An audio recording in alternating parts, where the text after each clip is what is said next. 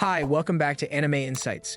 Today I will recap the second part of Bleach, A Thousand-Year Blood War. After the events of Part 1, Ichigo begins his training with Ichibei, the captain of Squad Zero. Meanwhile, Yhwach gathers the Quincy army to announce that he has chosen Uryu as his successor, causing discord among many of the stern Ritters who consider Hashwolf more worthy of the post. In Hoko Mundo, Oriame and Chad also begin training, while Urahara researches the Quincy medallion. On the other hand, Ichibei leads Ichigo to a special place in the royal palace, which can only be accessed with permission from the Soul King. In order to make him stronger, and the head captain Kiraku gives Ichigo's friends a soul ticket into the Soul Society in case Ichigo's soul pressure becomes too much for the human world to bear. Rukia and Renji also continue their training in the royal palace, while Byakuya recovers with Korinji's help. Just then, a dark dome engulfs the Soul Society and Yhwach declares that he will retake the world in the next 9 days. The Wangan soon begin their second invasion of the society. Askin arrives in the 12th Squad barracks and explains that the Quincy hideout, the Wangan was created with Quincy powers and is hidden within the shadows of the Soul Society,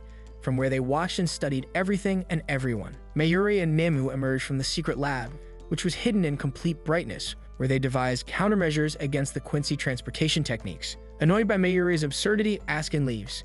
Meanwhile, Hashwolf confronts Kiraku and Manao personally, but the latter has devised a powerful spell to hold the Stern Ritter back. In a waging war, Toshiro and Ranjiku confront Stern Ritter Bazb, while Suifan arrives to fight BG9, injuring her. Hitsugaya and Ranjiku combine their abilities to stop Bazb in his tracks, but they cannot compete with his powers. Bazb effortlessly beats Hitsugaya, but Kangdu steps in to eliminate him with his own Bankai. Meanwhile, Urahara arrives at the barracks and tells Mayuri how he devised the method to return stolen Bankai and keep all of them from being stolen. He reveals that a black pill turns the Bankai into poison for Quincy's, which he has already sent to everyone who's known to possess Bankai. Hitsugaya touches the pill sent to him and gradually regains his Bankai, defeating Kangdu and collapsing afterward. BG9 attempts to harvest the incapacitated Suifan, but she uses the pill to defeat the Stern Ritter. Elsewhere, several dozen soldiers surround Shinji after killing his squad. This gives him the opportunity to use his Bankai, which changes the reality of comrade and enemy, forcing all soldiers to kill each other. Meanwhile, Bambietta goes face-to-face against Komamura in full armor.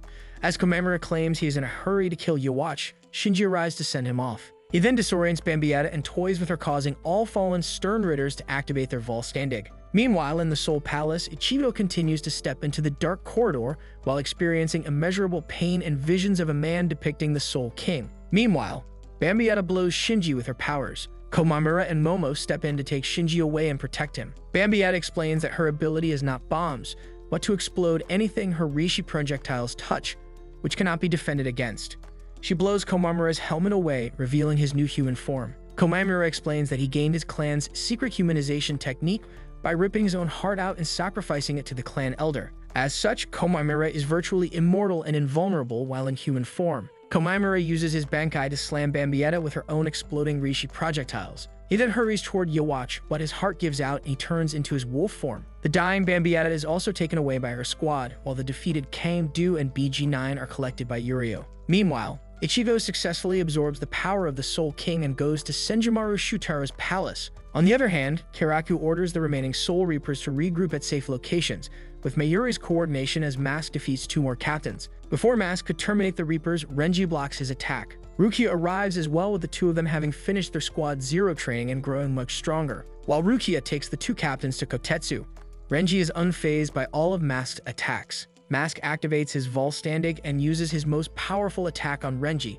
but he blocks it with his new Bankai. He then uses his technique to destroy Mask. Later, Yhwach absorbs the Rishi particles in front of Uryu, before entering Shadow, from which Hashwolf emerges. Uryu questions his presence, but he explains that not only he and Yhwach but all Quincy's are connected. Since Uryu is now the chosen successor, Hashwolf decides to explain what kind of being Yhwach is and where his powers come from. Meanwhile, after completing his training with all of Squad Zero, Ichigo returns to the Soul Society and informs Urahara of his arrival. As Rukia moves around, she is alarmed by the arrival of Asnat. As she is much stronger now, she is able to freeze Asnat. Angered by Rukia's dismissal of fear, Az activates his Volstandig, which transmits fear upon the sight of his body, but she unleashes her Bankai to instantly freeze Az to death. On the other hand, Izune and Yachiru are attacked by a Stern Ritter, Lee. The Stern Ritter is increasingly annoyed when Yachiru attacks him on pure instinct. Noting Lee's failure, the real Stern Ritter Gremmy appears, explaining that his ability is to turn reality into whatever he imagines, and Lee is just a figment of his imagination that he deletes immediately after he has already killed Rose and Kensei. He also imagines that Yachiru's bones are made of cookies, incapacitating her. Considering himself the strongest Stern Ritter, Gremmy immediately challenges Kenpachi. He tries imagining him in a pool of water to drown him, but Kenpachi slashes him. Gremmy then imagines another body for himself, doubling his power of imagination. With the doubled power, he imagines a meteor coming to crash down on the Soul Society, alarming both Soul Reapers and Quincy's. Kenpachi decides to unleash his Shikad, with which he obliterates the meteor. Gremmy imagines over a dozen of himself, and with their combined powers, he imagines Kenpachi in outer space. Though significantly injured, Kenpachi breaks through the imaginary space and slashes Gremmy. Angered by his durability, Gremmy tries to imagine his body as strong as Kenpachi's, which in turn weaponizes his own imagination against him, since he saw Kenpachi as an all-powerful monster breaking his own body down. Though his internal organs are greatly injured, Kenpachi relentlessly searches for Yachiru. Then he is attacked and overwhelmed by Bambietta's squad.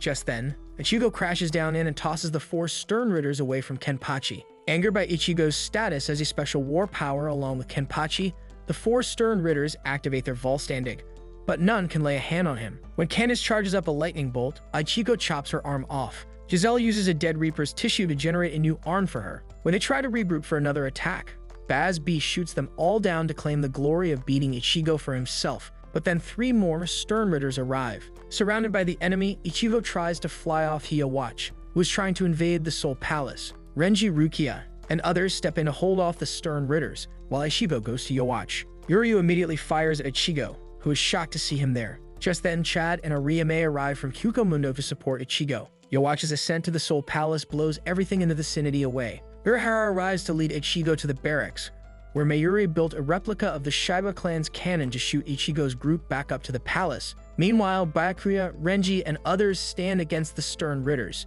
Giselle tries to goad Kaku and Yumachika into an attack so they can get controlled, but when the latter exposes Giselle as a male crossdresser, they summon the semi-conscious undead Bambietta. Giselle explains that they can zombify and control Soul Reapers just with a bit of their blood touching them, but Quincy actually needs to be dead for them to control, so they personally executed Bambietta. Unable to combat Bambietta's ability, the two are overwhelmed and about to be zombified until Mayuri and Mimu step in. Giselle summons their army of zombified Soul Reapers, composed mostly of members of Squad 11. Mayuri then reveals his pawns, the reanimated Luppy Antener, Espada Dordoni, Saruchi Sanderwichi, and Charlotte Chulhorn. The resurrected Arankers effortlessly begin dispatching Giselle's zombies, so they summon the zombified Hitsugaya. The zombie effortlessly beats Ikaku, Yuichika, and Charlotte, but then Mayuri steps in and uses various drugs to slowly awaken his brain and take control of the zombie. Giselle summons the remaining zombies, but Mayuri controls them and impales Giselle. Meanwhile, Byakuya uses his Bankai to defeat Candace, while Naninas and Lotato watch from afar.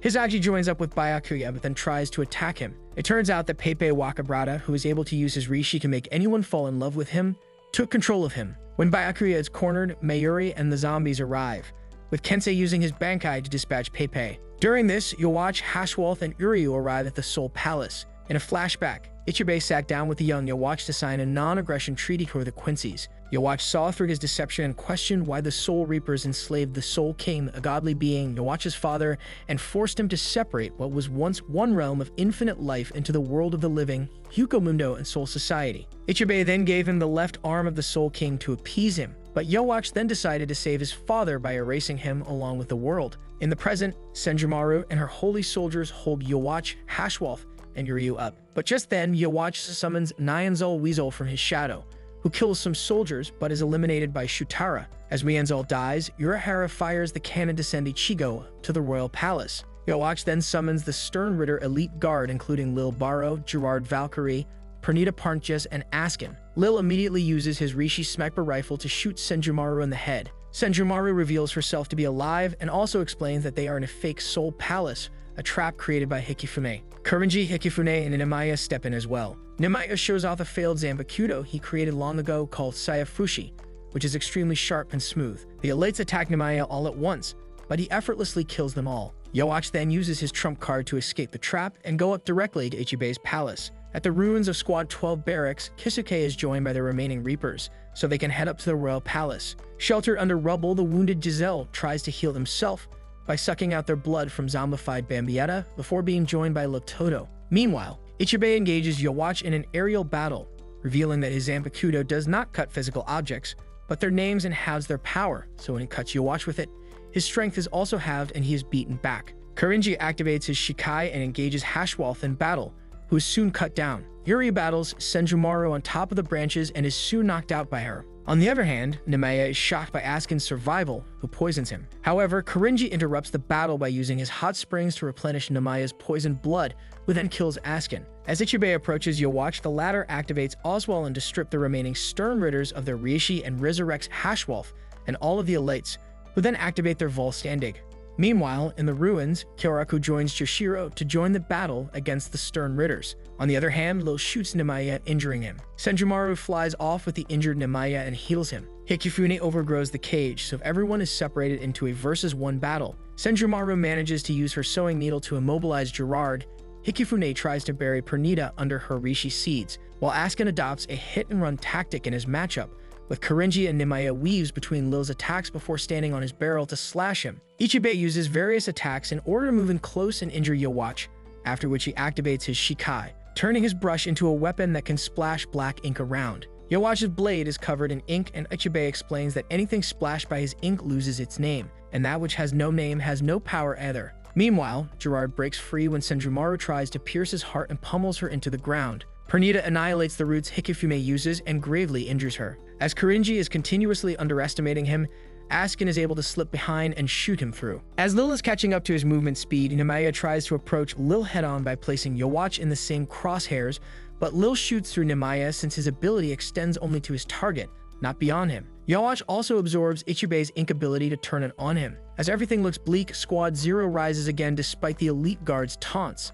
Nemaya explains that if they would fight with their true power, it could destroy the heavens, so they have connected their lives and sealed away their true Zanpakuto. Nemaya designates Senjumaru to handle the Quincy's, and then he, Kurenji, and Hikifune kill themselves to release the seal on them and empowers Senjumaru, who uses her Bankai to trap the Quincy's in a void dimension where she can manipulate using the cloth and loom within it. The activation of her Bankai causes tremors in the Soul Society, Human World, and Huko Mundo at the same time. In her Bankai dimension, Senjumaru weaves her cloth to create specific methods with which she kills the elite guards, Hashwolf, and Yuryu. Meanwhile, Ichigo covers Yowatch in black ink with a giant splash and activates his Shin-Uchi, a precursor to Bankai. He then renames the things his Shikai painted over it, turn them nameless, and uses this to name Yowatch a black ant. He then crushes Yowatch under his foot like a bug and tosses him off the Soul Palace. And with that, the second part comes to an end. To make sure that you watch the third part after its release, remember to like the video and subscribe to the channel.